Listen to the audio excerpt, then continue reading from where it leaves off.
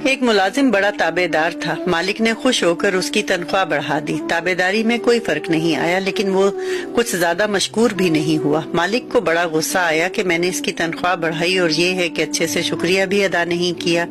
उसने अगले महीने उसकी तनख्वाह कम कर दी। मुलाजिम की ताबेदारी अब भी वैसी रही।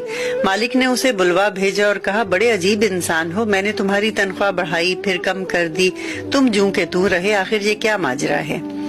उसने कहा, मेरे यहाँ बेटा पैदा हुआ तो उससे अगले रोज आपने तनख्वाह बढ़ा दी। मैं समझ गया कि जिस खालिक ने बच्चा दिया है उसने रिस्क का इंतजाम भी कर दिया।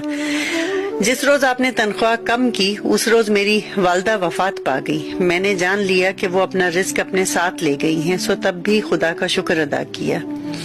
साहब, ये रोजी रोटी के फैसले तो कहीं और ही होते हैं, हम तो बस मोहरे हैं जिन्हें आगे पीछे करके असबाब पैदा किए जाते हैं। अस्सलाम वालेकुम भरजाई, की हाल चाल है? ना मैं तो राजी नजर आउनी है, तो तू भाभी का एडा बुसी बुसी लगन नहीं है। खुश हो, छुट्टियां हो गई ने न्याणे नूं, होर काहदे लई खुश होना। ना मैं तो बड़ी खुश, सवेरे असीं आउण लगे आ। की आखी भाभी? ते बच्चों ने नानके ते आउणा ते मामियां मामियां कोल मिलना, होर किते मैं गवानियां दे घर लै जां बच्चों नूं छुट्टियां गुजार। तां ही आखा भाभी थोड़ी ढिल्ली ढिल्ली क्यों बोलन नहीं। हाँ सवेरे आना, अज छुट्टियां का काम मिल गया, अज ही हुई छुट्टियां। ना तो पैकिंग शैकिंग मैं एंड टाइम ते करनी सी, मैं पहला भी की हौली हौली, मैनू पता सी छुट्टियां आने लगियां ने। भाभी बस करया करो, एसी नूं की है, कोई नहीं घट कूलिंग तो असीं घट च सौ जांगे, सर्विस करा लवो, नहीं जो पक्का है के खा लांगे। भाभी तू तो गल जिवें असीं किते हुण मैनू दस मैं कित्थे लै जावां। नानकियां दे बच्चे तो एडे खुश, एडे एक्साइटेड ने, एडे एक्साइटेड ने, वो तो छाला मारन डे बैड ना। तेरे बेटे तो भाभी ने क्यों छाला मारनी? नहीं, वो नहीं चीज़ा तोड़ दे ना। भाभी तो फिक्र ना कर, कोई गिलास कप तेरा नहीं टुटदा ना। किन्ने दिन रहना भाभी? अजे मैं आई नहीं तो तू पुछन लग पई किन्ने दिन रहना। यही 2.5 महीने की छुट्टियां आईयां ने, जिद्दन स्कूल लगणगे उस तो एक दिन पहला आ जा। नहीं भाभी, तू साडा कमरा वड्डा है, उत्थे तुसीं बिस्तरे पा देना एसी दे अगे, कोई गल नहीं। कदी असीं भी इत्थे हकदारां होंदियां सां जी। कोई नहीं, तुसीं भी आखिर च 10 दिन रह आयो। आहो छुट्टियां मुक्कण 10 दिन रहिंदे होणगे ना, कोई गल नहीं। मैं की कहना भाभी नाल, जो पक्केगा जो कुछ भी नहीं ऐसी की ना करानी नूं। भाभी तू तो जवाब आएंगे नहीं, जिवें तू चाहनी है ना आए। आहो सुबह असीं आ जाएंगे, मैं कि 10 दा नाश्ता उत्थे आके करांगे। 6 बजे की बस ते असीं बहना, 11 बजे पहुंच जावांगे।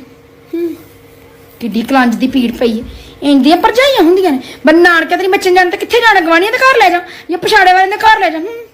गल्लां किड्डियां करदी जाना तुसीं, होई पैकिंग असीं कर ली, पूरे 2.5 महीने जाना ते रह के आउणा अपने हक दे नाल।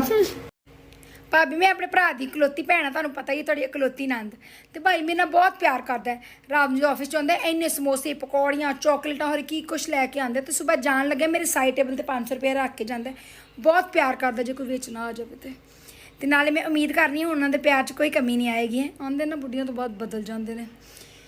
तुसीं की भाभी टाइमो टाइम दरवाज़ा बंद कर लिया? मैं घड़ी लम्मे पैना सी, भाई मैंने कभी नहीं रोकिया, कहता मेरे कमरे का एसी ज़्यादा कूलिंग करता, तू जो मर्जी उत्थे जाके सौ जाया कर। तो मैं सौन लगी, तुसीं टाइमो टाइम ही कुंडियां ला लियां, भाई नूं ते आ लैन देंदे। भाभी मैं लिपस्टिक लै ला, किड्डा सोहना रंग है मेरे नूं, वैसे भी डार्क कलर मेरे रंग तो बड़े फापदे ने। भाई ने मैनू कभी नहीं रोकिया, कहता सी मेरे कमरे जी चीज़ है तेरा पूरा हक है, तू बगैर पुछे लै जा कर। मैं तो फिर तुहाडे कोल पुछण डई हां, होर की। तुसीं भाभी हनीमून ते किदन जाना है? भाई कह रहा सी प्लैन बनाना है। भाई ने कहा सी तू भी नाल चली साडे हनीमून ते। वो कहते तेन मैं कभी नहीं किते छड्ड के जा सकदा कल्लियां, तू भी नाल सैर करी, इंजॉय करी। उन्हें मैनू बड़ा वैसे भी सैर कराई है, खाण पीण का ख्याल हर चीज़ का। हुण जे तेनू ना पीड़ कलंज दी पै जाए तो नहीं कुछ नहीं कहण डी। मैं क्या मेरा भरा मेरे नाल बहुत प्यार करदा, मेरी भरजाई भी करेगी। भाभी कित्थे चले? बाहर खाना खाण? मैं तैयार होके आई बस 2 मिनट च। हाँ जी, वो मैनू भाई ने कहा तू हर जगह साडे नाल जाना करना है। अगे भी हर जगह तो खाने शाने ते नाल ही मैनू खड़दे। ये मूँह किवें बांदरियां वर्गा बनांदी